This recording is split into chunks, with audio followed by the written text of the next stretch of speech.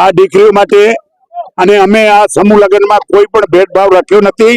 દરેક સમાજ આમાં જોડી અને સાથે લઈએ છીએ.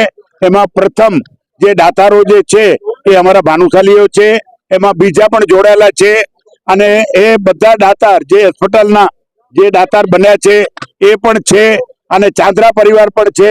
દરેક રીતે અમે એને પૂરો માતાજીને આશીર્વાદ લઈ આ ધજાવાડી પાસે અને કાર્ય સફળ કરીએ છીએ. અને જે પણ માણસો આ સમૂહ લગ્નમાં ભાગ લેશે અને દીકરીઓ પાસે અને માતાજી પર આગળ જે પ્રાર્થના કરશે, જે પણ અપેક્ષા હશે એના બધાના સંકલ્પ પૂરા થશે. આ ભૂમિ એ છે.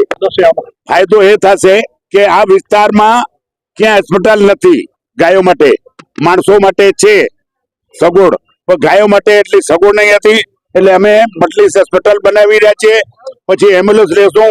અમને ક્યાંથી પણ ફોન આવશે, જેવી રીતે માણસ બીમાર પડે અને 108 ને ફોન જાય એટલે એમ્બ્યુલન્સ ત્યાં પહોંચી જાય, તો આવી રીતે જ ગોઠવણ અમે કરશું કે અહીંયા ફોન આવે એટલે ગાયોને ક્યાં પણ બીમાર હશે, કોઈ અપંગ હશે, એમ્બ્યુલન્સ પહોંચી જશે. કેટલા એકરમાં હોસ્પિટલ બનશે? એકડમાં એટલે હવે એકડ તો આ 100 બાય 250 આ જો બાઉન્ડ્રી લાગેલી છે અને કાલે કામ ચાલુ થઈ જશે. મારું નામ જીજ્ઞા દિનેશ ચાંદ્રા, રાપર ગામથી છું. અને ગાંધીધામ આ કાર્ય ખરેખર દુર્લભમ છે. આજે આપણે જોઈએ છે કે ભગવાન ધરતી ઉપર ઉતર્યા છે, એ તો આપણે બધું સાંભળ્યું છે અને ગ્રંથમાં સાંભળતા જ રહ્યા છીએ. પણ આજે આ ગૌ સેવા એટલે સાક્ષાત માની પૂજા એ હું રાતા તળાવે જોઉં છું અને એનાથી પણ અતિશય જેને કહીને દુર્લભમ કાર્ય કે આ કાર્ય ક્યારે થયું નથી કચ્છમાં, હવે થયું છે. એટલે કે મોટું પશુ માટે કે સારવાર કેન્દ્ર એટલે મોટામાં મોટી મલ્ટી હોસ્પિટલ બની છે.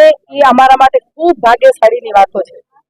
અમારા ગુરુજી ઓતોરામ બાપા 18 વર્ણને આવર્યું છે એમણે, એમાં અમારા કોલી સમાજનું પણ આવે છે. આજે તો અમારા ખૂબ ધન્ય ભાગ્ય છે કે આજે રાતા તળાવ ઉપર મંજી બાપુએ આવું જેને કહેવાય ને કન્યાદાન એટલે મહાદાન, અહીંયા કન્યાદાન આપી અને અહીંયાથી છોકરીઓને વિદાય આપશે. એટલે 3 ત્રિવેણી સંગમનો અહીંયા અમે સમાવટ જોયો છે કે આજે ગૌ માતાનું પૂજન અને આજે એમની સારવાર માટે હોસ્પિટલ બની છે. બીજી વાત કે અહીંયા કન્યાદાન એટલે મહાદાન અને માં સાક્ષાત આશાપુરા જગદંબા રૂપે અહીંયા બિરાજેલા મંદિર છે. એટલે ત્રિવેણી સંગમ અમે અહીંયા જોઈએ છીએ. બહુ ખુશીનો આનંદ છે અને અમે જે પાટીદાર સમાજ જે અમે રાતા તળાવ અહીંયા જોયું હતું ને આ જે દુષ્કાળ પડ્યો 3 વર્ષ સતત દુષ્કાળ પડ્યો ત્યારે મંજી બાપાએ જે એલાન કર્યું હતું કે જે ગૌવંશ છે જે ના પાડી શકતા હોય એ અમારે રાતા તળાવ મુકામે અહીંયા કને પહોંચાડો, અમે એને સુરક્ષિત ખાનપાન બધું દેશું અને અમે સીધીથી જોડાના છીએ. સતત અમારું અહીંયા કાર્ય ચાલુ છે.